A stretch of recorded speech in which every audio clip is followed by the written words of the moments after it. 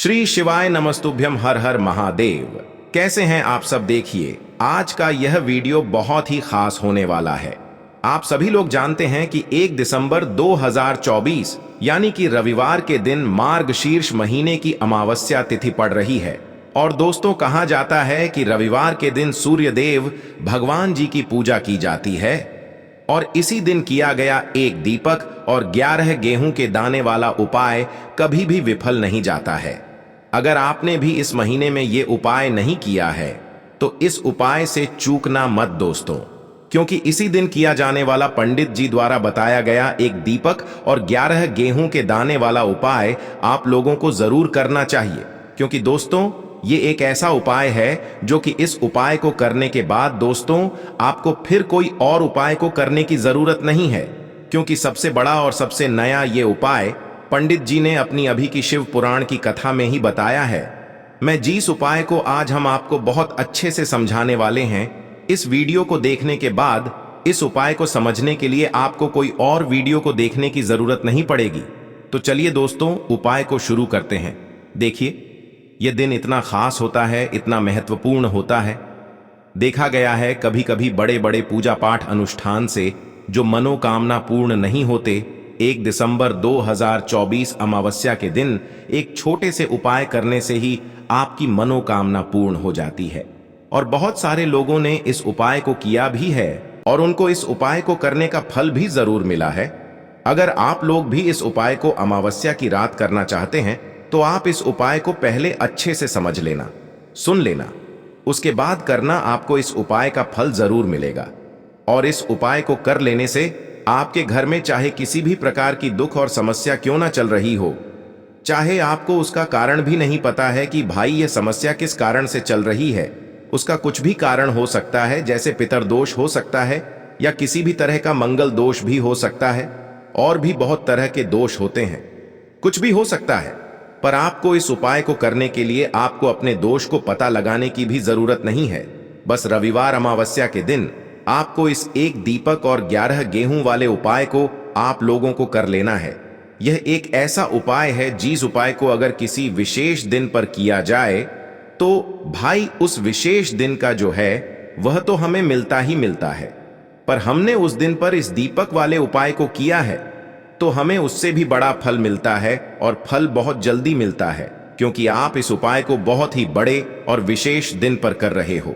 क्योंकि दोस्तों, 1 दिसंबर 2024 यानी कि रविवार के दिन अमावस्या तिथि का बहुत ही ज्यादा बड़ा महत्व होता है।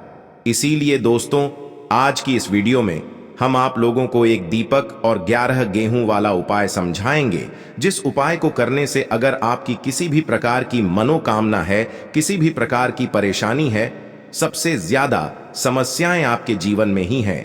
अगर आपको धन प्राप्ति नहीं हो पा रहा है, रुपए पैसे की आपके घर में लगातार दिक्कत परेशानियां चलती चली आ रही है, आपका व्यापार, आपकी नौकरी अगर अच्छे से नहीं चल रहे हैं, जिसकी वजह से घर में लगातार आर्थिक समस्याएं बनी रहती हैं, घर का कोई ना कोई सदस्य अगर बीमार रहता है, आपस में एक दूसरे से लड़ाई झगड़ा होता रहता है, किसी की अगर बनती नहीं है, तो पूज्य गुरु जी ने कहा है कि जब आपके जीवन में ऐसी परिस्थितियां आ जाएं कि आप एक एक रुपये खर्च करने से पहले कई कई बार सोचने लगे हो, आपको धन प्राप्ति अगर नहीं हो पा रहा हो, तो आपको सिर्फ और सिर्फ एक दीपक से एक ऐसा विशेष उपाय करना है जो आपकी इन सारी समस्याओं को सिर्फ 7 दिन के अंदर ही समाप्त कर देगा।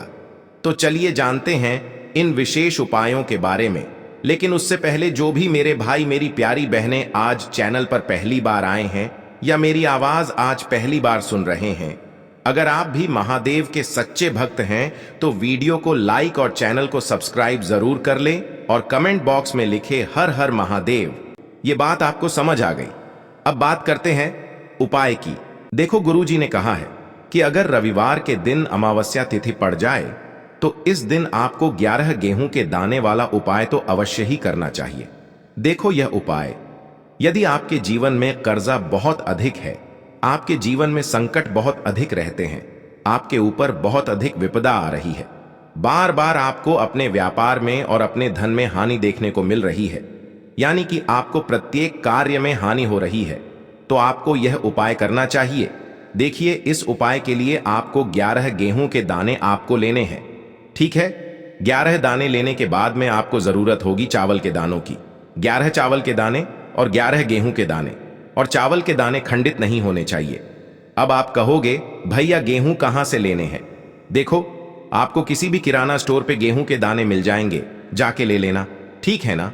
11 गेहूं 11 चावल के दाने लेने हैं। साथ ही साथ आपको एक तांबे का लोटा लेना है, और उस तांबे के लोटे में आपको जल भरना है। जल आपका खुद के घर का होना चाहिए, मंदिर का नहीं होगा। अब आप ये सब सामग्री लेकर पहुंच जाओगे महादेव के शिवलिंग के पास में शाम के टाइम पे, प्रदोष काल में। देखो, जब आप ये उपाय कर रहे हो तो अपना फेस रखना उत्तर दिशा, नॉर्थ डायरेक्शन की तरफ। अब यहां पे जो मैं आपको क्रम बताने जा रहा हूं ना, उस मेरे क्रम को बहुत ध्यान से सुनिए। महादेव को अगर कोई सबसे प्रिय है ना, तो उनकी सबसे छोटी पुत्री, जिनका नाम है माता अशोक सुंदरी, जो आपके पास में चावल के 11 दाने हैं ना, उन चावल के 11 दानों को माता अशोक सुंदरी के स्थान पर आपको अपना नाम और गोत्र बोलते हुए समर्पित कर देने हैं, है ना? चावल के दानों को रखने के बाद में जो आपके पास में तांबे का लौटा है ना, उस तांबे के लौटे को कहीं पे भी हम जल नहीं चढ़ेंगे। सिर्फ और सिर्फ माता पार्वती का जो हस्त कमल आपको दिख रहा है, यहीं पे गोल गोल आपको समर्पित करना है उसी जल को, और कहीं नहीं। ना तो माता अशोक सुंदरी के स्थान पर, ना तो शिवलिंग के ऊपर, सिर्फ आपको यहां पे गोल गोल जलाधारी पर आपको उस जल को समर्पित करना है। अब आपके पास में बचे हुए हैं 11 गेहूं के दाने और बचे हैं। उन्हीं 11 गेहूं के दाने को आपको अपनी मनोकामना, अपने विशेष कहते हुए महादेव के शिवलिंग के ऊपर, अगर आप रविवार अमावस्या के दिन प्रदोष काल में समर्पित कर देते हैं, तो आपकी जो भी मनोकामनाएं होंगी, जो भी विश होंगी, महादेव पूरी जरूर करते हैं। अन्न को समर्पण करने से, उस खासकर गेहूं को समर्पण करने से हमारी इच्छाएं पूरी होती हैं। और अगर वो दिन अमावस्या का दिन हो, तब तो इससे सुंदर संयोग कुछ भी नहीं हो सकता। आपकी इच्छाओं को पूरा करने के लिए बहुत स्पेशल, बहुत प्यारा सा उपाय आप सभी को जरूर करना है। ध्यान में रखिएगा, यह उपाय प्रदोष काल में करना है। देखो, गुरुजी ने कहा है, भगवान शिव के शिवलिंग पर 33 कोटि देवी देवताओं का वास होता है। अगर हम शिवलिंग के सामने कुछ भी उपाय करते हैं तो हमारे सभी देवी देवता हमसे खुश हो जाते हैं। ये उपाय आपको अवश्य करना है। देखो, सुबह के टाइम नहीं कर सकते। ठीक है, अब बात करते हैं अगले उपाय की। देखो, इस उपाय को आप सुबह से लेकर शाम तक कर सकते हैं। तो चलिए बरसते हैं उपाय की ओर। देखिए, इसके लिए आपको क्या करना है, एक काली मिर्च लेनी है। देखो, ध्यान से समझना, एक काली मिर्च लेनी है, और ध्यान देना है कि काली मिर्च कहीं से भी खंडित नहीं होनी चाहिए। फिर इसके बाद आपको लेना है एक गोल बाती का दीपक। देखिए, दीपक आप चाहे तो माटी का ले लें, और यदि आपके पास माटी का दीपक नहीं है तो आप यह दीपक शुद्ध आटा लगा करके एक दीपक बना सकते हैं। बस आपको ध्यान देना है कि उस आटे में आपको नमक या हल्दी का प्रयोग नहीं करना है। ठीक है, तो आप एक बढ़िया सा दीपक बना लें, और उस दीपक में गोल बाती लगा करके उस दीपक में आपको घी भरना है। देखो, गाय का शुद्ध घी आपको उस दीपक में भरना है। अब क्या करना है, आपको इन दोनों चीजों को लेकर चले जाना है। बेलपत्र के पेड़ के पास देखिए। देखो, गुरुजी ने अपनी अभी की शिव महापुराण कथा में भी बताया था, जो भी व्यक्ति प्रदोष काल में जो भी एक दीपक प्रज्वलित कर देता है, उसके घर पर धन की कमी नहीं हो सकती। देखो, यदि आपके घर के आसपास कहीं बेलपत्र का पेड़ नहीं है, या घर से काफी दूर पड़ता है और आप जा नहीं सकते, तो आगे हम ये भी बताएंगे कि कैसे इस उपाय को करना है। अगर बेलपत्र वृक्ष ना हो तो देखो, अब आपको प्रदोष काल में इन दोनों चीजों को लेकर चले जाए बेलपत्र के पेड़ के पास में। अब क्या करना है, सबसे पहले आपको उत्तर दिशा की ओर मुंह करके आपको खड़े हो जाना है, और जो आप दीपक लेकर गए हैं उससे आपको बेलपत्र की जड़ में प्रज्वलित करना है। दीपक प्रज्वलित करने के बाद आपको एक काली मिर्च अपनी हथेली पर रखना है, और बेलपत्र के पेड़ का आपको 5 बार परिक्रमा लगा लेना है। और यदि आप परिक्रमा बेलपत्र के पेड़ का नहीं लगा सकते हैं, तो आपको दीपक को चारों ओर कुछ इस तरह से क्लॉकवाइज 5 बार घुमा देना है, मतलब आरती करना है। और घुमाने के बाद आपको उसी काली मिर्च को दीपक में डाल देना है, और वहीं पर बैठकर हाथ जोड़ करके आंख बंद करके आपको जो भी आपके जीवन में समस्याएं हैं, घर से लक्ष्मी जी का निवास नहीं है, घर में लक्ष्मी जी प्रवेश नहीं कर रही है, और भी जीवन में जो भी समस्याएं हैं, तो उस समय आपको विनती करनी है। ठीक है। अब इसके बाद यदि आपके घर के आसपास कहीं बेलपत्री का पेड़ नहीं है तो आपको इन सब चीजों को लेकर चले जाना है शंकर जी के मंदिर में। और शिव जी के मंदिर पहुंचकर आपको क्या करना है, आपको इसी एक दीपक को आपको शंकर जी के मंदिर की जो चौखट होती है ना, वहां पर आपको इस दीपक को जलाना है। और दीपक जलाते समय आपका मुख उत्तर दिशा की ओर होना चाहिए।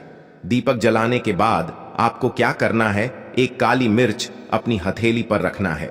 और आपके जीवन में जो भी समस्याएं हैं, चाहे वो समस्या परिवार को लेकर हो या फिर धन को लेकर हो, वो अपनी वह समस्या बोलनी है। और बोलने के बाद आप उसी काली मिर्च को दीपक में डाल देना है और आपकी कामना पूर्ण हो जाए, घर में लक्ष्मी जी का निवास हो, ऐसी कामना आपको कर लेनी है। देखिए, शंकर जी की मंदिर की जो चौखट होती है ना, उसमें 33 कोटि देवी देवता निवास करते हैं। यदि आप वहां पर दीपक जलाते हैं तो इससे भगवान शिव तो प्रसन्न होते ही है, साथ ही आपको 33 कोटि देवी देवताओं का आशीर्वाद प्राप्त होता है और वह सभी प्रसन्न होते हैं जिनकी आशीर्वाद से आपकी कामना 100% पूरी होती है। तो आप ये उपाय जरूर करिएगा। आप बहुत ही छोटा सा उपाय है, करके देखिएगा। देखिए, अब हम जान लेते हैं गुरु जी द्वारा बताए गए दूसरे उपाय के बारे में। इस उपाय के लिए आपको मात्र 2 लौंग लेनी होगी, यानी कि आपको लौंग का जोड़ा लेना है। 2 फूल वाली आपको लौंग लेनी है। लौंग का जोड़ा कहीं से भी खंडित नहीं होना चाहिए, इस बात का ध्यान रखें। इसी के साथ में आपको लेना होगा लाल चंदन का पाउडर। देखिए, यदि आपके पास लाल चंदन की लकड़ी है तो उसे घिसकर भी आप चंदन के रूप में प्रयोग कर सकते हैं। यदि पाउडर है तो उसका भी आप अपने उपाय के लिए प्रयोग कर सकते हैं। देखिए, चंदन जो है वो तेज का प्रतीक माना गया है और साथ ही साथ जीवन के अंधकार को दूर करने का प्रतीक माना गया है। अब इसी के साथ में आपको मात्र एक तांबे के पात्र के अंदर शुद्ध जल लेना होगा अपने घर से। अब दोस्तों, ये तीनों सामग्री लेकर के सीधे आपको पहुंच जाना होगा भगवान शिव के मंदिर में। देखिए, इसी के साथ में आपको एक गोल बाती का दीपक भी लेना होगा। दीपक आप मिट्टी का भी ले सकते हैं, शुद्ध घाटा मढ़कर उसका भी तैयार कर सकते हैं। और दीपक में आपको शुद्ध घी का प्रयोग करना है। लेकिन जैसे ही आप इन सभी सामग्रियों को मंदिर में लेकर के पहुंचेंगे, मंदिर में जैसे ही आप चौखट के वहां पर पहुंचेंगे तो मंदिर की चौखट के सीधे तरफ आप जो अपने साथ एक गोल बाती का दीपक लेकर के आए हैं, उसे आपको सबसे पहले तो प्रज्वलित कर देना है। यानी कि जैसे ही आप मंदिर की चौखट के वहां पर प्रवेश करते हैं तो उसके सीधे तरफ आपको ये गोल बाती का दीपक प्रज्वलित कर देना है। अब देखिए, जैसे ही आप यह दीपक प्रज्वलित करेंगे तो आपकी जो भी मनोकामना है उससे आपको बोल देना है। आप इस दीपक को इस प्रकार से प्रज्वलित करने के बाद इन सभी सामग्रियों को आपको शिवलिंग के पास में लेकर पहुंच जाना है।